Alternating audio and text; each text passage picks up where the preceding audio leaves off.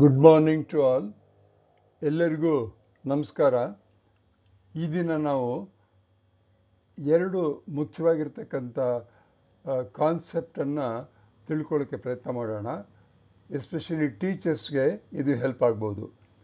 ಮೊದಲನೇದು ಸ್ಕಿಲ್ ಅಂತಕ್ಕಂಥದ್ದು. ಇದನ್ನು ಬಹಳ ಸಾರಿ ಉಪಯೋಗಿಸ್ತೀವಿ ನಾವು. ಲೈಫ್ ಸ್ಕಿಲ್ಸ್ ಅಂತ ಕರಿತೀವಿ, ಮ್ಯೂಸಿಕಲ್ ಸ್ಕಿಲ್ ಅಂತ ಕರಿತೀವಿ, ಮತ್ತು ಆಟಕ್ಕೆ ಹೋದಾಗ ಹುಡುಗರು ಫಿಸಿಕಲ್ ಎಜುಕೇಷನಲ್ಲಿ ಅಲ್ಲಿ ಸ್ಕಿಲ್ಸ್ ಅಂತ ಹೇಳ್ತೀವಿ, ಡ್ರಾಯಿಂಗ್ ಸ್ಕಿಲ್ಸ್ ಅಂತ ಹೇಳ್ತೀವಿ, ಸ್ಪೀಕಿಂಗ್ ಸ್ಕಿಲ್ಸ್ ಅಂತ ಹೇಳ್ತೀವಿ. ಅಂದರೆ ಸ್ಕಿಲ್ಸ್ ಅಂತಕ್ಕಂಥದ್ದು ಒಂದು ಇಂಪಾರ್ಟೆಂಟ್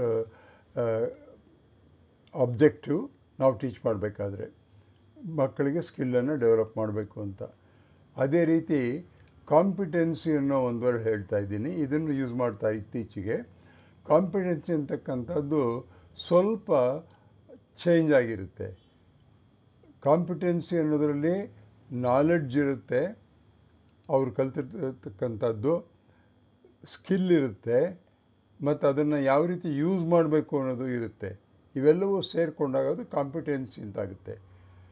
ಬರೀ ಡ್ರಾಯಿಂಗನ್ನು, ಫಾರ್ ಎಕ್ಸಾಂಪಲ್, ಒಂದು ಚಿತ್ರ ಯಾವುದಾದ್ರು ಹುಡುಗ ಒಂದು ಚಿತ್ರವನ್ನು ಬರೆದ್ರೆ ಚೆನ್ನಾಗಿದೆ ಅಂತ ಕಾಣಿಸುತ್ತೆ. ಆದರೆ ಅವನ ಬುದ್ಧಿಯನ್ನು ಉಪಯೋಗಿಸ್ಕೊಂಡು, ಅವನು ಯಾವುದಾದ್ರು ಒಂದು ಜ್ಞಾಪಕ ಶಕ್ತಿಯನ್ನು ಉಪಯೋಗಿಸ್ಕೊಂಡು, ಸಾಮರ್ಥ್ಯ ಉಪಯೋಗಿಸ್ಕೊಂಡು ಅವನು ಬೇರೆ ಒಂದು ಪೇಂಟಿಂಗನ್ನು ಮಾಡಬೇಕು ಅಂದರೆ ಅನೇಕ ರೀತಿಯಾಗಿರ್ತಕ್ಕಂಥ ವಿಚಾರಗಳನ್ನ ಅದರಲ್ಲಿ ಸೇರಿಸ್ಕೋಬೇಕಾಗುತ್ತೆ. ಅದಕ್ಕೆ ಕಾಂಪಿಟೆನ್ಸಿ ಅಂತ ಕರೀತಾರೆ. ನಾವು ಮುಂದೆ ಅದನ್ನು ಏನು ಅಂತ ನಾನು ಡೀಟೇಲಾಗಿ ಹೇಳ್ತೀನಿ. Ladies and gentleman, I'm trying to redefine and deepen the meaning of skill and competency. These two terms are often used interchangeably, but they have distinct meanings, especially in the fields like personal development, education, and professional growth. We are interested in education of children because we use these two words in our classrooms almost always when we write a lesson plan, or someone gives you a assignment to write a lesson plan. We use these things. While teaching also we use these things. Let us see what skill and how it is different from competency. Skill is a specific learned ability to perform a task. It is usually measurable, often acquired through training or practice, and tend to be task-oriented. ಇದಕ್ಕೊಂದು example skill ಹೇಳಬೇಕು ಅಂತಂದರೆ, ನೀವು mathematics ಕ್ಲಾಸ್ನಲ್ಲಿ Pythagoras theorem ಮಾಡ್ತೀರಾ ಅಂತ ಇಟ್ಕೊಳ್ಳೋಣ, ಅಥವಾ ಒಂದು ಟ್ರಯಾಂಗಲ್ ಬರಿ ಅಂತ ಹೇಳ್ಬೋದು. ನೀವು ಆ ಟ್ರಯಾಂಗಲ್ ಬರಿ ಅಂತ ಹೇಳಿದಾಗ ಅದಕ್ಕೆ ಡೈಮೆನ್ಷನ್ಸು, ಫ್ಯಾಕ್ಟ್ಸ್ ಎಲ್ಲ ಕೊಟ್ಟಿರ್ತೀರ. ಅದೇ ರೀತಿ ಬರೆಯೋದಕ್ಕೆ ಅದು ಸ್ಕಿಲ್ ಆಗುತ್ತೆ. ಅದನ್ನು ಚಿಕ್ಕ ಮಕ್ಕಳಲ್ಲಿ ನಾವು ಡ್ರಾಯಿಂಗ್ ಮಾಡೋದು ಏನು ಅಂದರೆ ಅವ್ರು ಮಾಡೋಕ್ಕಾಗಲ್ಲ. ಸೊ ಟ್ರೈನಿಂಗ್ ಬೇಕು ಅದಕ್ಕೆ. ಟ್ರೈನಿಂಗ್ ಆದಾಗ ಆ ಸ್ಕಿಲ್ ಕಲ್ತ್ಕೊಳ್ತಾರೆ, ಅದು ಸ್ಕಿಲ್ಲು. ಅದೇ ರೀತಿ ನಾವು ಮೋಟ್ರ್ ಸೈಕಲ್ನ ಫಸ್ಟ್ ಕಲ್ತ್ಕೊಳ್ಬೇಕಾದ್ರೆ ಅಥವಾ ಕಾರ್ ಕಲ್ತ್ಕೋಬೇಕಾದ್ರೆ we learn the car and we just going in a very simple way. That is the skill. So we have learn the skill ಅಂತಾಗುತ್ತೆ. ಅದು ಸ್ಕಿಲ್ ಅಂತಕ್ಕಂಥದ್ದು ಟ್ರೈನಿಂಗನ್ನು ಕೊಟ್ಟು ಪ್ರಾಕ್ಟೀಸ್ ಮಾಡಿರ್ತಕ್ಕಂಥದ್ದು ಆ ಮಕ್ಕಳಿಗೆ ಬಂದಿರುತ್ತದು. ಇಂಗ್ಲೀಷ್ನಲ್ಲಿ ಓದೋದಾಗಿರ್ಬೋದು ಸ್ಕಿಲ್ಲು, ರೈಟಿಂಗ್ ಆಗಿರ್ಬೋದು ಸ್ಕಿಲ್ ಆಗುತ್ತೆ. ಎಕ್ಸಾಂಪಲ್ ಇಲ್ಲಿ ಹೇಳಬೇಕು ಅಂತಂದರೆ, ಇಲ್ಲಿ ಫಾರ್ ಎಕ್ಸಾಂಪಲ್ ನಾವೇನು ಮಾಡಿದ್ದೀವಿ ಅಂತಂದರೆ, ಪುಷಪ್ಸ್ ಮಾಡ್ತೀವಲ್ಲ ಯೂಸಿಂಗ್ ಎ ರೈಲ್. ಮನೆಯೊಳಗಿರ್ತಕ್ಕಂಥ ಗೇಟನ್ನು ಇಟ್ಕೊಂಡು ಪುಷಪ್ ಮಾಡೋಕ್ಕೆ ಹೋಗ್ತಿರ್ತೀವಿ. ಅದು ಫಿಸಿಕಲ್ ಸ್ಕಿಲ್ಲು. ಅದನ್ನು ಡೆವಲಪ್ ಮಾಡ್ಕೊಂಡು ಹೋಗ್ತಾ ಇರ್ತೀವಿ ನಾವು. ಅದನ್ನು ರಿಪೀಟ್ ಮಾಡ್ತಾ ಹೋದರೆ ನಾವು ಇದನ್ನು ರೈಲ್ ಬಿಟ್ಟು ಹಾಗೆ ಮಾಡ್ಕೋಬೋದು, ಪುಷಪ್ ಮಾಡ್ಬೋದು. ಟೆಕ್ನಿಕಲ್ ಸ್ಕಿಲ್ಸ್ ಹೇಳಬೇಕು ಅಂತಂದರೆ, ಸಾಫ್ಟ್ವೇರು ಯೂಸ್ ಮಾಡೋ, ಕಂಪ್ಯೂಟರ್ ಯೂಸ್ ಮಾಡ್ತಕ್ಕಂಥದ್ದು, ಹೊಸ ಮೊಬೈಲ್ ತೊಗೊಂಡಾಗ ಯೂಸ್ ಮಾಡ್ತಕ್ಕಂಥದ್ದು, ಅವೆಲ್ಲವೂ ಸಹಿತ ಟೆಕ್ನಿಕಲ್ ಸ್ಕಿಲ್ಸ್ ಆಗುತ್ತೆ. ಫಿಸಿಕಲ್ ಸ್ಕಿಲ್ಸ್ ಅಂತ ಬಂದಾಗ ನಾನು ಹೇಳಿದ್ನಲ್ಲ, ಈಗ ಯಾವುದಾದ್ರು ಒಂದು ವಸ್ತುವನ್ನು ಎತ್ತಿ ಆ ಕಡೆ ಇಡೋದು, ಅಥವಾ ಯಾವುದಾದ್ರು ಒಂದು ಪದ್ಯವನ್ನು ಸರಿ ಓದ್ತಕ್ಕಂಥದ್ದು, ಇವೆಲ್ಲವೂ ಸಹಿತ ನಾವು ಸ್ಕಿಲ್ಸ್ ಅಂತ ಕರಿತೀವಿ. Now let us come to the word competency. Competency is a little broader term. It includes not only skill but also knowledge, behaviors, and attitude necessary to apply that skill effectively in real world situations. ಇದು real world ಸಿಚುವೇಶನ್ಸಲ್ಲಿ ಇವಾಗ ಉದಾಹರಣೆಗೆ ನಾನು science teacher ಆಗಿದ್ದೀನಿ, ಕ್ಲಾಸಲ್ಲಿ cells ಮೇಲೆ ಪಾಠ ಮಾಡ್ತಾ ಇದ್ದೀನಿ, ಸೆಲ್ ಸ್ಟ್ರಕ್ಚರ್ ಬರಿತೀನಿ, ಸೆಲ್ ಫಂಕ್ಷನ್ಸ್ ಎಲ್ಲ ಹೇಳ್ತೀನಿ ಅವರಿಗೆ, ಮೈಟ್ರೋಕಾಂಡ್ರಿಯಾದು ಫಂಕ್ಷನ್ ಹೇಳ್ತೀನಿ. ಅದು ನಾಲೆಡ್ಜ್ ಆಯಿತು. ಸ್ಕಿಲ್ಲು ಚಿತ್ರವನ್ನು ಬರಿ ಅಂದರೆ ಬರೀತಾರೆ. ಈಗ ಕಾಂಪಿಟೆನ್ಸಿ ಅಂತ ಹೇಳಿದಾಗೇನು, ಅಲ್ಲಿ ಚಿತ್ರ ಬರೆಯೋದ್ರ ಜೊತೆಗೆ ಆ ಚಿತ್ರದಲ್ಲಿರ್ತಕ್ಕಂಥ ಎಲ್ಲ ಆರ್ಗನಲ್ಸ್ನ ಫಂಕ್ಷನ್ಸ್ ಎಲ್ಲ ತಿಳ್ಕೊಂಡು ಎಲ್ಲ ಇರ್ತಾರಲ್ಲ, ಅದು ನಾಲೆಡ್ಜ್ ಆಗಿರುತ್ತೆ. ಕಾಂಪಿಟೆನ್ಸಿಲಿ ಬಂದಾಗ ನಾನೊಂದು ಕ್ವಶನ್ ಕೇಳ್ತೀನಿ ಅಂತ ಇಟ್ಕೊಳ್ಳಿ. ಈಗ ಸೆಲ್ ಒಳಗಡೆಗೆ ಮೈಟ್ರೋಕಾಂಡ್ರಿಯಾಗಳು ತೆಗೆದುಬಿಟ್ರೆ ಏನಾಗ್ಬೋದು ಅನ್ನೋ ಒಂದು ಪ್ರಶ್ನೆ ಕೇಳಿದಾಗ, ಆ ಸಿಂಪಲ್ ಪ್ರಶ್ನೆಗೆ ಅವ್ರ ನಾಲೆಡ್ಜನ್ನು ಉಪಯೋಗಿಸ್ಬೇಕು, ಮತ್ತು ಮೈಟ್ರೋಕಾಂಡ್ರಿಯಾ ಎಲ್ಲಿ ಇದೆ ಅಂತ ತಿಳ್ಕೊಬೇಕು, ಅದೆಲ್ಲ ತಿಳ್ಕೊಂಡು ಅದಕ್ಕೆ ಉತ್ತರ ಕೊಡಬೇಕು. ಅದು ಕಾಂಪಿಟೆನ್ಸಿ ಆಗುತ್ತೆ. ಇನ್ನೊಂದು ಎಕ್ಸಾಂಪಲ್ ಕೊಡಬೇಕು ಅಂದರೆ ಇಲ್ಲಿ ಅಡ್ಯಾಪ್ಟಿಬಿಲಿಟಿ ಇನ್ ಫಿಸಿಕಲ್ ರಿಹ್ಯಾಬಿಲಿಟೇಷನ್ ಏನಾಗಂದರೆ ಅಂತ ಕೇಳಿದರೆ, ಇಲ್ಲಿ it involves many things, understanding one's body limits, mindset and perseverance. All these things are combined together for physical rehabilitation. ಅಂದರೆ ಬೇರೆ ಬೇರೆ ರೀತಿಯಾಗಿ ನಾವು ಎಕ್ಸಾಂಪಲ್ಸ್ ಕೊಡ್ಬೋದು. ಬಟ್ ನಾವು ಆ್ಯಸ್ ಟೀಚರ್ಸ್ ಏನು ಫಸ್ಟ್ ತಿಳ್ಕೋಬೇಕು ಅಂದರೆ, ಸ್ಕಿಲ್ಲು ಮತ್ತು ಕಾಂಪಿಟೆನ್ಸಿಗೆ ಡಿಫರೆನ್ಸ್ ಇದೆ, ಸಟಲ್ ಡಿಫರೆನ್ಸ್ ಇದೆ. ಕಾಂಪಿಟೆನ್ಸ್ ಅಂತಕ್ಕಂಥದ್ದು ಹೈಯರ್ ಲೆವೆಲಲ್ಲಿರುತ್ತೆ. ಅದಕ್ಕೆ ನಾವು ಮಕ್ಕಳಲ್ಲಿ ಕಾಂಪಿಟೆನ್ಸಿಯನ್ನು ಬೆಳೆಸಬೇಕು ಅಂದರೆ ನಾವು ಮಕ್ಕಳಿಗೆ ಸ್ಕಿಲ್ಲನ್ನು ಹೇಳಬೇಕು, ಜೊತೆಗೆ ಆ ಸ್ಕಿಲ್ಲನ್ನು ಹೇಗೆ ಯೂಸ್ ಮಾಡಬೇಕು ರಿಯಲ್ ಸಿಚುವೇಶನ್ ಅಂತ ಹೇಳಿಕೊಟ್ಟಾಗ ಅದು ಕಾಂಪಿಟೆನ್ಸಿ ಆಗುತ್ತೆ. ಇದು ನಾನು ಬೇಕಾದಷ್ಟು ಉದಾಹರಣೆಗಳನ್ನು ಕೊಡ್ಬೋದು, ಆದರೆ ಟೈಮ್ ಇಲ್ಲದೆ ಇರೋದ್ರಿಂದ ಸ್ವಲ್ಪ ಮಾತ್ರ ಹೇಳಿದ್ದೀನಿ. ಮುಂದೆ ಇನ್ನೂ ಸ್ವಲ್ಪ ಡಿಫ್ರೆನ್ಷಿಯೇಟ್ ಮಾಡ್ತೀನಿ, ಬನ್ನಿ ನೋಡೋಣ. ಈಗ ಇನ್ ಸಮ್ಮರಿ ತುಂಬ ಸಿಂಪಲ್ಲಾಗಿ ಹೇಳಬೇಕು ಅಂದರೆ, skills are what we do or what the child will do. If you tell a child to write a diagram of a cell or diagram of a plant, they will do it. That is skill. If you tell a child to recite a poem, yes, they will do it. That's also a thing. If you tell a child to complete a sum, yes, they will do it. Competencies andreno, or how we apply what we do under various conditions and with consistent performance. ಅಂದರೆ ನಾವು ಬೇರೆ ಬೇರೆ ರೀತಿಯಾಗಿರ್ತಕ್ಕಂಥ situation ಕೊಟ್ಟಾಗ ಆ ಸಿಚುವೇಶನ್ನಲ್ಲಿ ಅವರು ಕಲ್ತಿರ್ತಕ್ಕಂಥ ಸ್ಕಿಲ್ಲನ್ನು use ಮಾಡ್ತಾರಲ್ಲ, ಆಗ ಅವ್ರಿಗೆ ಕಾಂಪಿಟೆಂಟ್ ಆಗಿದ್ದಾರೆ ಅಥವಾ ಕಾಂಪಿಟೆನ್ಸಿ ಆಗಿದೆ ಅಂತ ಹೇಳ್ಬೋದು. ಉದಾಹರಣೆ ಸಿಂಪಲ್ಲಾಗಿ ಹೇಳಬೇಕು ಅಂದರೆ, ನೀವು ಕ್ಲಾಸಲ್ಲಿ ಪಾಠ ಮಾಡಿ ಮಕ್ಕಳನ್ನ ಪರೀಕ್ಷೆ ಕಳಿಸ್ಕೊಡ್ತೀರಾ. ಪರೀಕ್ಷೆಗೆ ಹೋದಾಗ ಅಲ್ಲಿ ಬರ್ತಕ್ಕಂಥ ಕ್ವಶನ್ಸು ಬೇರೆ ರೀತಿ ಇರುತ್ತೆ. ಅಲ್ಲಿ ಆ ಮಕ್ಕಳಿಗೆ ತಿಳಿದಿರ್ತಕ್ಕಂಥ ವಿಚಾರ ಅದನ್ನು ಜ್ಞಾಪಿಸ್ಕೊಂಡು ಅಲ್ಲಿರ್ತಕ್ಕಂಥ ಪ್ರಶ್ನೆಗೆ ಅನುಗುಣವಾಗಿ ಯಾವ ರೀತಿ ಉತ್ತರ ಬರೀಬೇಕು ಅಂತ ಹೇಳ್ತೀವಲ್ಲ, ಅದು ಕಾಂಪಿಟೆನ್ಸಿ. ಸೊ ಸ್ಕಿಲ್ಲು ಕಾಂಪಿಟೆನ್ಸಿಗೆ ಡಿಫರೆನ್ಸನ್ನು ಇಷ್ಟು ಹೇಳ್ಬೋದು. ಕನ್ನಡದಲ್ಲಿ ಸ್ಕಿಲ್ ಅನ್ನೋದಕ್ಕೆ ಕೌಶಲ್ಯ ಅಂತ ಕರಿಬೋದು. ಒಂದು ಉದಾಹರಣೆಗೆ, ಈಗ ಒಂದು ದೊಡ್ಡ ಮೇಜ್ ಇದೆ ಅಂತ, ಒಂದು ಟೇಬಲ್ ಇದೆ ಅಂತ ಇಟ್ಕೊಳ್ಳೋಣ. ಮೇಜು ಅಂತ ಕರೀತೀವಿ, ಟೇಬಲ್ ಇದೆ. ಆ ಟೇಬಲನ್ನು ನಾವು ಬೇರೆ ಕಡೆಗೆ ತೊಗೊಂಡು ಹೋಗ್ಬೇಕು ಅಂತ ಹೇಳ್ತೀವಿ. ಎಸ್ ಅಂತ ಹೇಳ್ತಾರೆ, ತೊಗೊಂಡು ಹೋಗ್ತೀವಿ, ನಾವು ತೊಗೊಂಡು ಹೋಗ್ಬಿಡ್ತೀನಿ ಅಂತ ಹೇಳ್ತಾರೆ. ಅಥವಾ ನಾವೇ ಕೆಲವು ಸಾರಿ ತೊಗೊಂಡು ಹೋಗೋಣ ಅಂತೀವಿ, ತೊಗೊಂಡು ಹೋಗ್ತೀವಿ. ಆದರೆ ತೊಗೊಂಡು ಹೋದಾಗ ಅಲ್ಲಿ ಬಾಗಿಲು ಹತ್ರ ಹೋದಾಗ ಈ ಟೇಬಲ್ ಒಳಗಡೆ ಹೋಗೋದಿಲ್ಲ. ಅವಾಗ ಏನು ಮಾಡಬೇಕು, ಅವರ ಸಾಮರ್ಥ್ಯವನ್ನು ಉಪಯೋಗಿಸ್ಕೊಂಡು ಆ ಟೇಬಲನ್ನು ಕೆಳಗೆ ಮಾಡಬೇಕು, ಮೇಲ್ ಮಾಡಬೇಕು, ಉದ್ದ ಮಾಡಬೇಕು, ಅಡ್ಡ ಮಾಡಬೇಕು, ಅಥವಾ ಟೇಬಲಲ್ಲಿ ಯಾವುದಾದ್ರು ಕಾಲನ್ನು ಮಡಿಸ್ಬೇಕು, ಇವನ್ನೆಲ್ಲ ಯೋಚನೆ ಮಾಡ್ತೀವಲ್ಲ, ಮಾಡಿ ಟೇಬಲನ್ನು ಒಳಗಡೆ ತೊಗೊಂಡು ಹೋಗ್ತೀವಲ್ಲ, ಟಾಸ್ ಮಾಡ್ತೀವಲ್ಲ, ಅದು ಸಾಮರ್ಥ್ಯ, ಅದು ಕಾಂಪಿಟೆನ್ಸಿ ಅಂತ ಕರೀತಾರೆ. ಅಂದರೆ ಸಮಸ್ಯೆಗಳನ್ನು ಪರಿಹರಿಸ್ತಕ್ಕಂಥ ಒಂದು ಸಮಯ ಬಂದಾಗ ಅಲ್ಲಿ ಸಾಮರ್ಥ್ಯ ಕಾಂಪಿಟೆನ್ಸಿ ಇರುತ್ತೆ. ಸೊ ನಾವು ತರಗತಿಯಲ್ಲಿ ಪಾಠ ಮಾಡಬೇಕಾದ್ರೆ ಮಕ್ಕಳಿಗೆ ನಾವು ಕಾಂಪಿಟೆನ್ಸಿಯನ್ನು ಡೆವಲಪ್ ಮಾಡೋಕ್ಕೆ ಪ್ರಯತ್ನ ಮಾಡಬೇಕು. ಮೊದಲು ಸ್ಕಿಲ್ ಕೊಡಬೇಕು, ಆಮೇಲೆ ಕಾಂಪಿಟೆನ್ಸಿಯನ್ನು ಡೆವಲಪ್ ಮಾಡೋಕ್ಕೆ ಯಾವತ್ತೂ ಪ್ರಯತ್ನ ಮಾಡಬೇಕು. ಇದನ್ನು ನಾವು ಮನಸ್ಸಲ್ಲಿ ಇಟ್ಕೋಬೇಕು. ಇಲ್ಲಿ ಇನ್ನೂ ಕೆಲವು ಎಕ್ಸಾಂಪಲ್ಸ್ ನಾನು ಸ್ಕಿಲ್ಸಿಗೆ ಕೊಟ್ಟಿದ್ದೀನಿ. Skills are specific and they are observable. Skills ಅಂದರೆ ಸ್ಪೆಸಿಫಿಕ್ ಆಗಿರುತ್ತೆ, ಯಾವುದೋ ಒಂದಿರುತ್ತೆ. ಪೈಥಾಗರಸ್ ಥಿಯರಮ್ನ ಬರೀಬೇಕು ಅಂತ ಅದು ಒಂದು ಸ್ಕಿಲ್ ಆಗ್ಬೋದು. ಅದು ಸ್ಪೆಸಿಫಿಕ್ ಆಗಿ ಮ್ಯಾಥಮ್ಯಾಟಿಕ್ಸ್ಗೆ ಇರುತ್ತೆ.